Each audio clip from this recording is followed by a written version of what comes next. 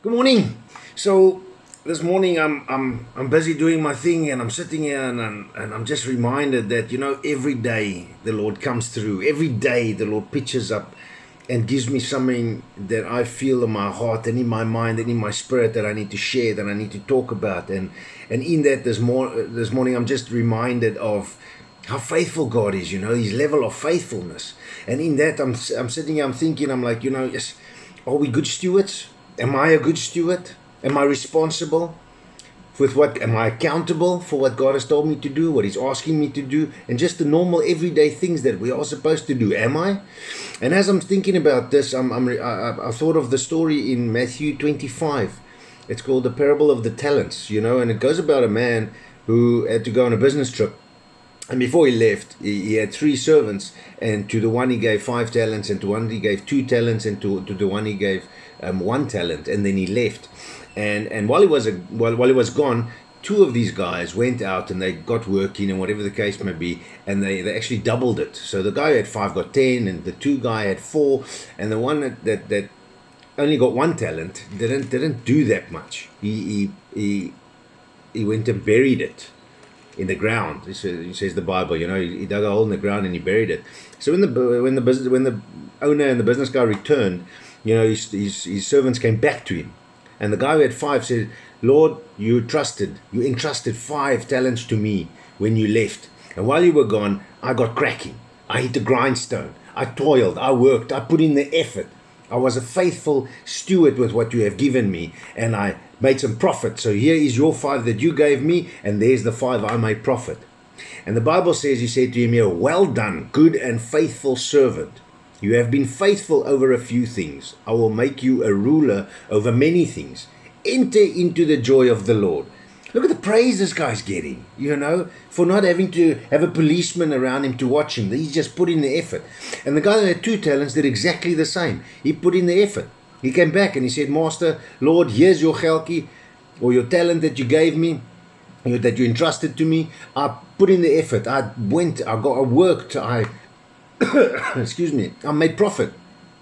So here's the 2 that you entrusted me, and here's another 2 that I made profit." And he said to him the same. He said, "Well done, good and faithful servant. You have been faithful over a few things. I will make you ruler over many things. Enter into the joy of the Lord." Then the 3rd guy came to him who only got 1 talent.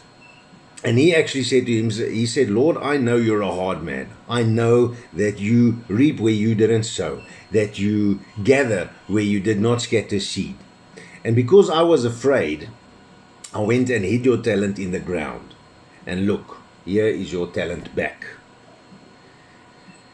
So this master was obviously not very happy about it, because he didn't see initiative or anything in that sort. And that's what this speaks about for me. He said, he starts by saying, "You wicked and lazy servant," is the word that the New King James uses.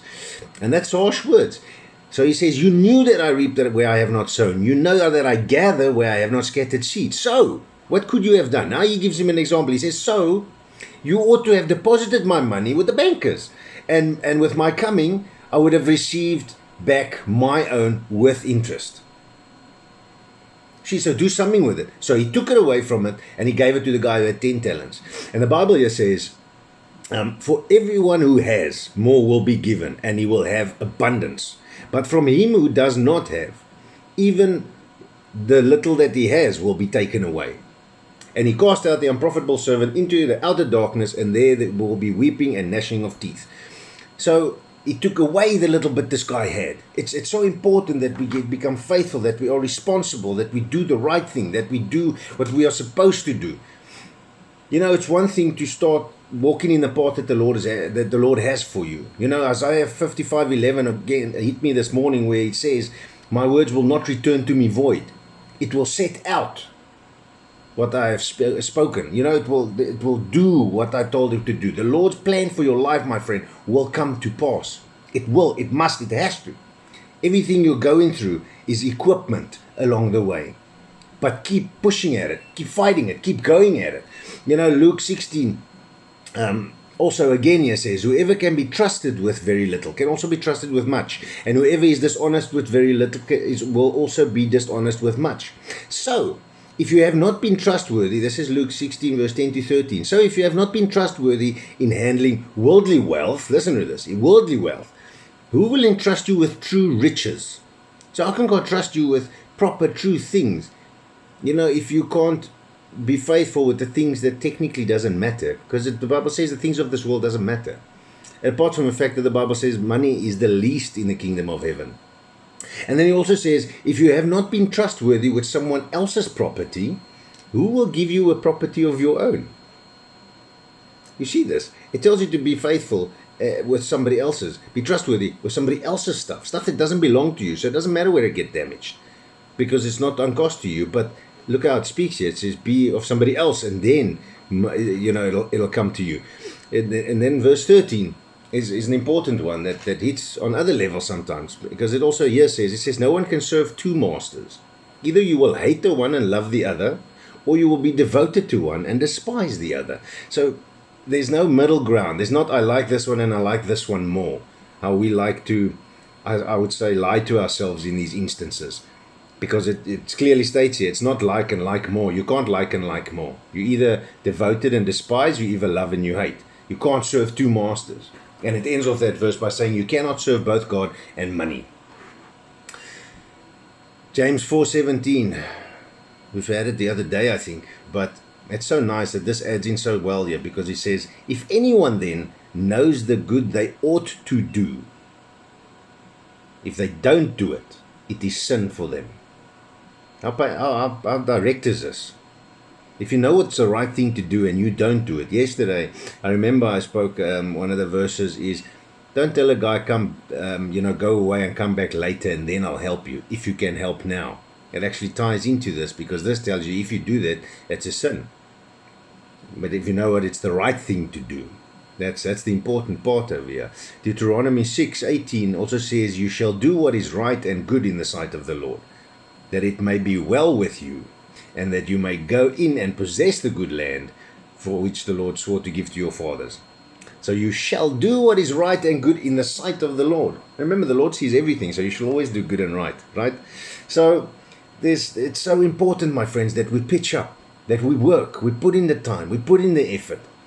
You know, it's going to cost you. When you start living for the Lord, stuff costs you, because you no longer live for yourself. You no longer do that selfish things. You know, Romans 12:2 says we are transformed by the renewing of our mind. So we start thinking differently about these things. But I've realized that when I start doing these things of the Lord, initially it's tough. It takes effort.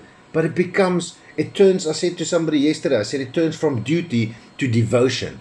Because you want to do it. Because the more you feel the Lord, the more you see the Lord. Is it Psalm 34 verse 8 that says, taste and feel that the Lord is good. Oh, somebody shared it with me the other day, and that verse hit me so nicely, so in such a nice place, because it actually exploded just when I sat and I thought about it a little bit. Is to get over this thing, you know, just get it into your mind, and of how good God is. And the more He shows Himself to me, the more I want to see Him, the more I chase Him, the more I do all these things, you know what I'm saying? So, yeah, and just to sum it up for today, my friends, I just want to tell you, be a faithful steward. Do the right thing. Your biggest breakthroughs in life, your greatest miracles, lies in the actions that you are avoiding. God's greatest miracles. God doesn't perform miracles inside of your comfort zone.